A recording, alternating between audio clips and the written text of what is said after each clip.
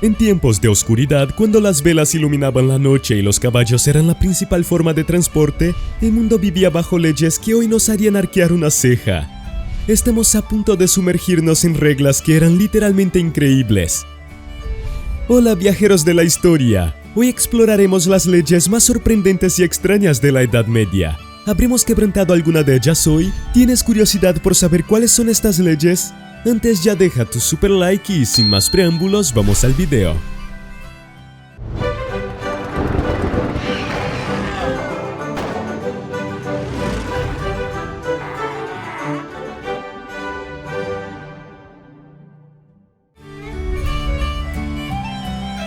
Prohibido usar armadura en la iglesia. En los sombríos pasillos de las iglesias católicas, una regla se cernía en el aire como una nube oscura. Estaba estrictamente prohibido ingresar vistiendo armadura. En 1313, Inglaterra vio al Parlamento tomar una decisión que a primera vista parecía inusual. Pero en una época en la que los caballeros y sus códigos de honor dominaban el paisaje, las iglesias eran refugios sagrados, lugares de paz y espiritualidad. La simple presencia de armaduras allí se veía como una amenaza, una falta de respeto al entorno sagrado. Además, imaginen la escena, un caballero en su reluciente armadura interrumpiendo el profundo silencio de un sermón. Seguramente no era una imagen que los religiosos querían presenciar. Restricciones del pan y la cerveza. Cuando pensamos en la Edad Media, quizás nos vienen a la mente castillos, batallas y reyes, pero una parte fundamental de la vida cotidiana era la alimentación. En 1266, en Inglaterra surgió la Assize of Bread and Ale. Esta legislación, lejos de ser trivial, controlaba la producción, venta e incluso los precios del pan y la cerveza. ¿Pero por qué? Bueno, el pan era el alimento básico de la dieta medieval y la cerveza, consumida por todos, desde los más humildes hasta la realeza, a menudo era más segura que el agua. Asegurar la integridad de estos dos productos era garantizar el bienestar del pueblo, y como era de esperar, desafiar esta ley acarreaba severas penalidades. Los infractores podrían enfrentar multas exorbitantes o incluso el exilio. Las vacas y el domingo. En una época en la que la religión desempeñaba un papel central en la vida de las personas, el domingo se consideraba un día sagrado, un día de descanso, oración y reflexión. En muchos lugares de Europa, como Escocia, trabajar en este día se consideraba nada menos que blasfemia. Esto incluía actividades que para nosotros pueden parecer inofensivas, como ordeñar vacas. Sí, las vacas. Las pobres criaturas también tenían su día de descanso en el séptimo día. Quizás los escoceses creían que las vacas también merecían un respiro, o tal vez era una forma de asegurarse de que los seres humanos no fueran tentados a trabajar. De cualquier manera, quebrantar esta ley no era una opción, a menos que estuvieras listo para enfrentar la ira divina, o al menos la ira de los clérigos locales.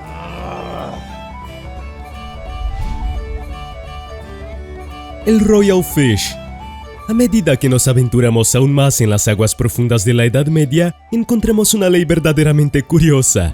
En el siglo XIII en Inglaterra, el mar revelaba tesoros que sorprendentemente no eran oro o piedras preciosas, sino criaturas acuáticas gigantes. Las ballenas y los esturiones eran considerados peces reales. La majestuosidad de estas criaturas tal vez llamó la atención de los monarcas. Por lo tanto, la ley decretaba que si algún pescador tenía la suerte o desgracia de encontrar una de estas criaturas, debía ofrecer de inmediato su captura al monarca de la tierra. Imagina el drama de un pescador regocijándose con una captura monumental, solo para darse cuenta de que su premio debía ser entregado a la corona. Ah, la cruel ironía de la vida medieval.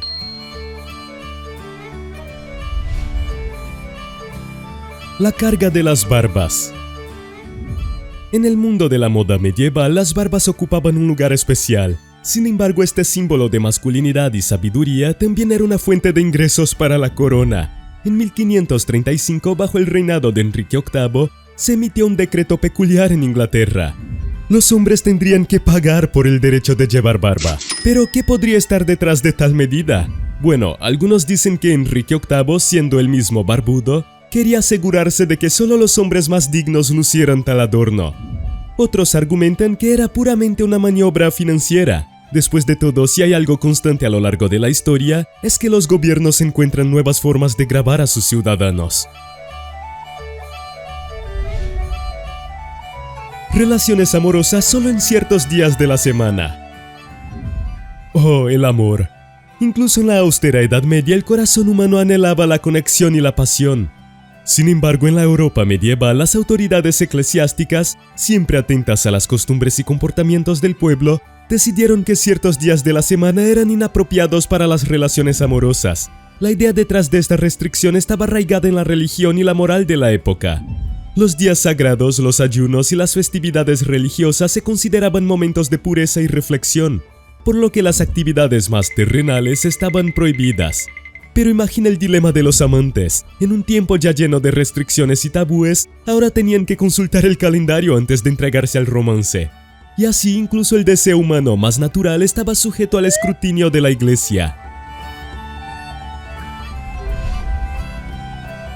La blasfemia resultaría en la pérdida de la lengua. Nada era más temido en la Europa medieval que ser acusado de blasfemia. En una sociedad profundamente entrelazada con creencias religiosas, ofender a la divinidad o sus representaciones terrenales era un crimen de proporciones astronómicas. ¿Y la pena? Bueno, era tan aterradora como el propio acto. Aquellos juzgados y considerados culpables enfrentaban la terrible perspectiva de que les cortaran la lengua. Este castigo no solo servía como un doloroso recordatorio del delito cometido, sino que también condenaba al blasfemo a un silencio forzado por el resto de su vida.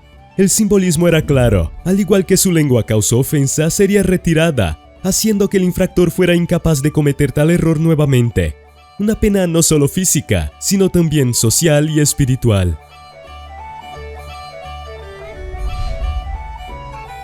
Practicar la brujería se castigaba con la muerte. La noche oscura, la niebla que envolvía las aldeas y los susurros de hechizos misteriosos llenaban el imaginario medieval. La brujería, vista como una alianza directa con fuerzas oscuras y demoníacas, era uno de los crímenes más temidos e incomprendidos de la época. La paranoia se extendió por toda Europa y ser acusado de brujería a menudo significaba un destino sellado. La muerte, generalmente después de un juicio que más se asemejaba a un espectáculo público, era el destino final de estos supuestos brujos y brujas. Y las razones para tales acusaciones podían ser tan variadas como la envidia de un vecino, una cosecha fallida o simplemente ser una mujer anciana y solitaria. En un mundo donde lo inexplicable a menudo se atribuía a lo sobrenatural, la brujería se convirtió en un chivo expiatorio conveniente para los males de la sociedad.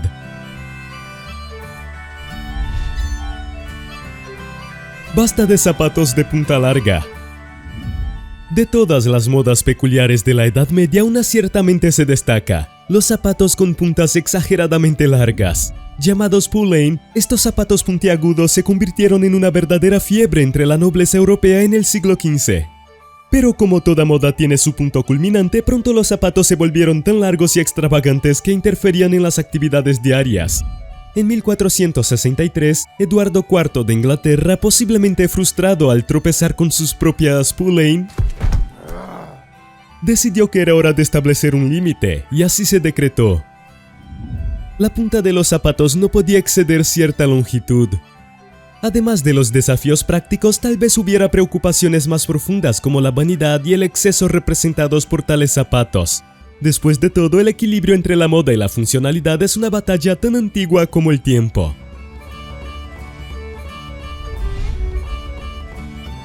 Los lentes y la falsificación.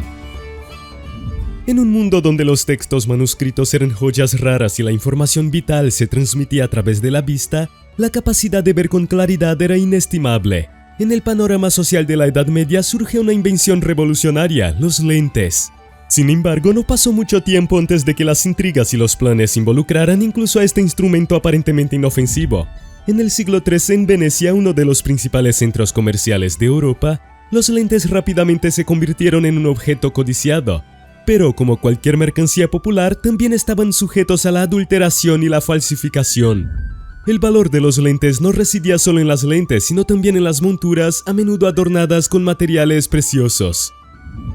La demanda de lentes creció tan rápidamente que pronto se promulgó una ley específica que prohibía su falsificación.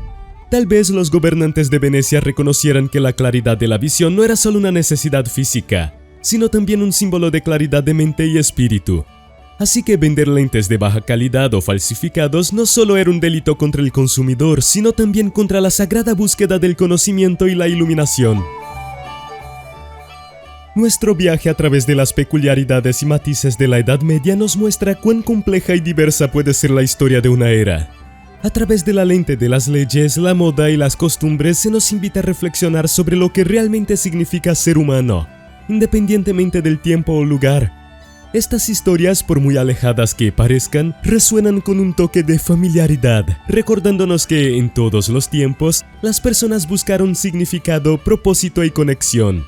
¿Y tú, qué impresiones te llevas de este viaje al pasado? Deja tu comentario. Pero antes de irte, tenemos una sorpresa para ti. Seleccionamos un video especial que creemos que capturará tu imaginación. Relájate y disfruta, porque está a punto de comenzar. Necesidades básicas cotidianas pueden sufrir terribles cambios cuando se practican en tiempos oscuros. El miedo a la muerte súbita ha desesperado a muchas personas. Por ello, acabaron realizando actos antes impensables. Hola viajeros de la historia, ¿te has preguntado alguna vez cómo era la actividad amorosa durante la peste negra? Ve en este video los hechos de este tiempo, pero no olvides dejar tu super like y sin más preámbulos, vayamos al video.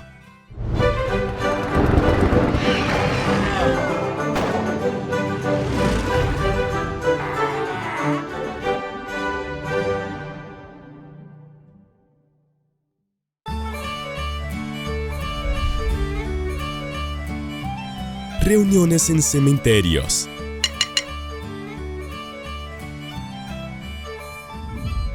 La peste negra fue una época estresante para vivir.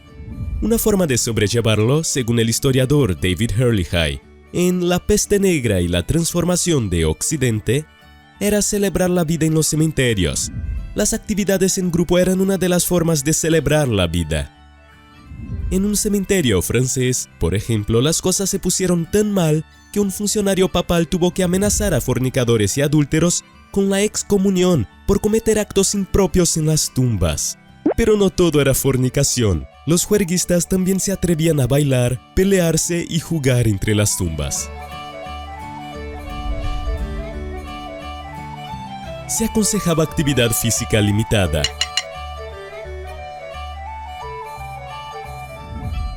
La lógica médica de la época decía que demasiada actividad física sobrecalentaba el cuerpo y esto permitía que el aire viciado entrara en el organismo a través de los poros, aumentando las posibilidades de contraer la peste. Una respiración pesada durante el acto también podría provocar una inhalación excesiva del mismo aire nocivo. Un médico alemán llegó a aconsejar que se evitaran totalmente todos los esfuerzos físicos y las emociones de la mente, incluidas las carreras, los saltos, los celos y la promiscuidad, a riesgo de contraer la temida peste negra. ¿Qué puede hacer la gente? Podían pasar su tiempo libre contando cuentos e historias y con una buena música para deleitar sus corazones. Legalización de la actividad sexual.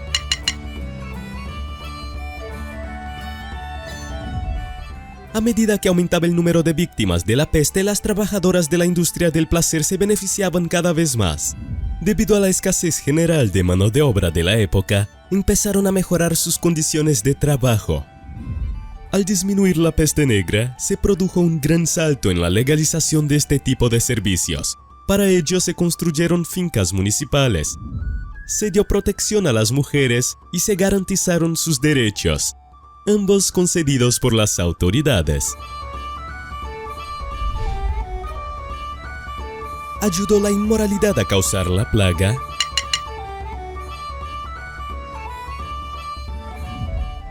Muchos legisladores de la época adoptaron la creencia cristiana de que el pecado enfurecía a Dios, que expresaba su ira divina a través de la peste. Estos legisladores convirtieron estas creencias en leyes. Esto significaba que la inmoralidad sexual estaba fuertemente legislada. Esta legislación sanitaria apuntaba a la sodomía y, en particular, a la venta del cuerpo. En Florencia, por ejemplo, las mujeres que trabajaban vendiendo su cuerpo fueron expulsadas de la ciudad en los últimos años de la peste negra. Cuando la industria reapareció en las décadas siguientes, se les seguía prohibiendo trabajar en la calle. Algunos establecimientos, sin embargo, podrían seguir funcionando legalmente.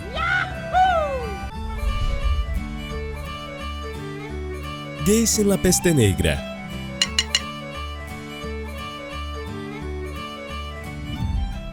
Los homosexuales existieron durante la peste negra, aún con diversos prejuicios, y hasta la época del Renacimiento no hubo registros más detallados de las vidas y actitudes de hombres y mujeres homosexuales. Sin embargo, esta práctica estaba viva, aunque había pocos testimonios de ella en la literatura de la época. Unas décadas antes de la peste negra, el rey Eduardo II de Inglaterra fue asesinado, y se rumorea que fue ejecutado por actividad homosexual. La creencia de que la inmoralidad sexual como la sodomía contribuyó a causar la peste negra fue sin duda otro factor para mantener oculta esta práctica durante este periodo. Autoflagelación pública.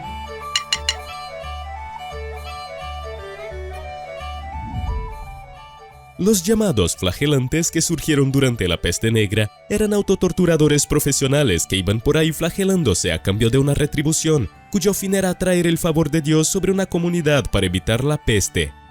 Se torturaban literalmente y recibían el pago de personas que buscaban el perdón de sus pecados. La Iglesia prohibió este comportamiento, pero eso sirvió de poco para detener la práctica. También había otro grupo de pseudoflagelantes menos conocidos que iban de ciudad en ciudad realizando actos físicos en público a cambio de una tarifa. Aumento del incesto.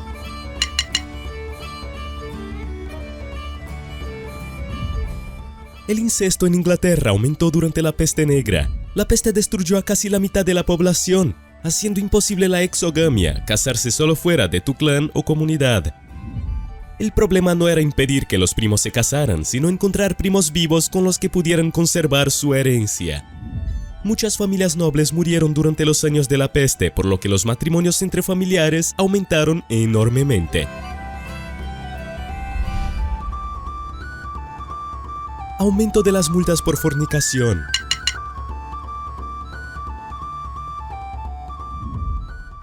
En Inglaterra las multas por fornicación aumentaron. En cambio, otras multas disminuyeron en el periodo de la peste negra. Estas elevadas multas se imponían como castigo por actos considerados moralmente impropios. Los tribunales decidieron aumentar el castigo por inmoralidad en respuesta a la peste negra, culpando básicamente a los fornicadores. Sin embargo, la severa actitud hacia actos impropios como la fornicación ya mostraba signos de aumento, incluso antes del estallido de la peste.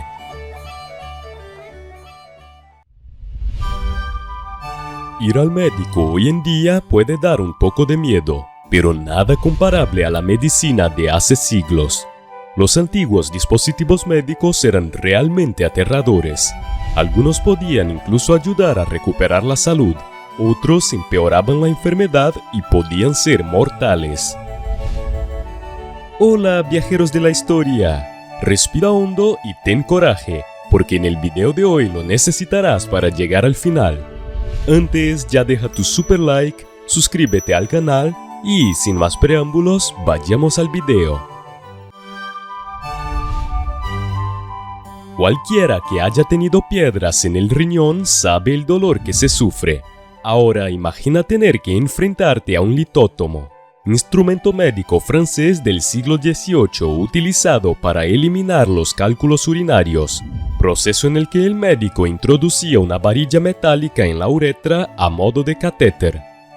A continuación, el médico realiza una incisión directamente en la uretra membranosa e introduce el litótomo, en cuyo interior había pequeñas cuchillas casi invisibles. Desde la uretra membranosa, el litótomo se dirigía a la vejiga, donde dividía el cuello de la vejiga y la próstata mediante una palanca. Una vez colocado el dispositivo, se utilizaban forceps para extraer el cálculo. ¿Podemos continuar? Respira hondo. El viaje acaba de empezar. Oh no. Si en el pasado tenías un problema de lengua, el Lecrasur hacía temblar de miedo a cualquiera. Digamos que tienes un tumor en la lengua o una parte infectada. A principios del siglo XIX había una solución para eso. Yes! La buena noticia es que es tratable. Wow! La mala noticia es que alguien te cortará parte de la lengua de una forma muy temible, utilizando el Ecrasur. Oh no! El dispositivo consistía en una cadena dentro de un tubo de metal, utilizada para encerrar y cortar un tejido. Esta correa se colocaba alrededor de la parte infectada de la lengua y se apretaba hasta cortar la enfermedad. Eliminarías la infección y comprometerías permanentemente tu capacidad de hablar. Creo que voy a guardar un minuto de silencio después de eso. Si tienes un estómago débil, ignora esto. Antes de que las cesáreas fueran una opción, debido a las restricciones anestésicas, los médicos tenían que elegir entre la vida del feto y la de la madre. La elección solía ser salvar a la madre. Si el feto estaba muerto, los médicos introducían una varilla de metal con un extremo afilado, como una sierra. A continuación, cortan el feto para extraerlo. El instrumento médico para la trepanación existe desde hace miles de años y es utilizado por diferentes culturas en todo el mundo. Los antiguos griegos utilizaban esta técnica, los aztecas también lo hacían de forma sorprendente y esta práctica todavía se puede encontrar hoy en día. La técnica consiste en perforar un agujero en el cráneo, por razones médicas o religiosas. Algunas culturas pensaban que era una forma de liberar demonios. Otras lo hacían para aliviar la presión craneal, el dolor de cabeza, la depresión o aumentar la inteligencia. Ahora, imagina este instrumento en tu cabeza, sin antisépticos, sin esterilización y, lo principal, sin anestesia. Oh no! Un instrumento que se parece más a un sacacorchos, a un abridor de coco o incluso a una trituradora giratoria. Entonces, ¿se te ha pasado el dolor de cabeza o vas a intentar la trepanación? A principios del siglo XIX, el inventor alemán Bernhard Heine creó una sierra para huesos con una manivela para hacer girar las cuchillas, básicamente una sierra de cadena a mano. Originalmente llamado osteótomo, el dispositivo se conoce ahora como osteótomo de cadena. En el momento de su invención, el osteótomo de cadena fue una maravilla médica y ganó varios premios. De forma un tanto inquietante, Heine realizó experimentos preliminares sobre la eficacia de su dispositivo en perros. La herramienta quirúrgica se utilizaba para cortar hueso en una época en la que la anestesia no era tan eficaz. El concepto mismo de un lavador vaginal es absurdo. El lavador vaginal de Lawson se inventó alrededor de 1900 y era un aparato bastante inquietante en su concepto, aunque tuviera fines higiénicos. Se coloca el dispositivo allí abajo y bombea un chorro de agua en su interior. A continuación, las escobillas giran para limpiar todo el interior. No es de extrañar que este dispositivo haya sido inventado por un hombre, y obviamente con varios defectos en su diseño, incluyendo el hecho de que la mujer no necesita una limpieza interna allí abajo, ya que se autolimpian internamente. Además, poner cualquier cosa que gire y rocíe agua probablemente hará más daño que bien. En el siglo XIX, si había preocupación por las emisiones nocturnas o las erecciones incómodas en público, había una alternativa a cruzar las piernas incómodamente. Todo lo que tenías que hacer era llevar un anillo de espermatorrea. Estos dispositivos consistían en un anillo metálico interior ajustable y un anillo exterior de dientes irregulares que se ajustaba alrededor de su mejor amigo. La idea era que si su mejor amigo se quedaba tranquilamente dormido no le pasaría nada. Ahora bien, si su mejor amigo decidiera despertarse y pararse, esos dientes lo morderían y apretarían hasta que volviera a la normalidad. Menos mal que eso ya no existe. ¿Has llegado al final de este video? ¡Qué bueno!, ¿no? Te he dejado otros videos muy interesantes para que los veas. Solo hay que hacer clic en las pantallas. Pero no te vayas sin dejar tu super like. Un gran abrazo y nos vemos en el próximo video. ¡Hasta pronto!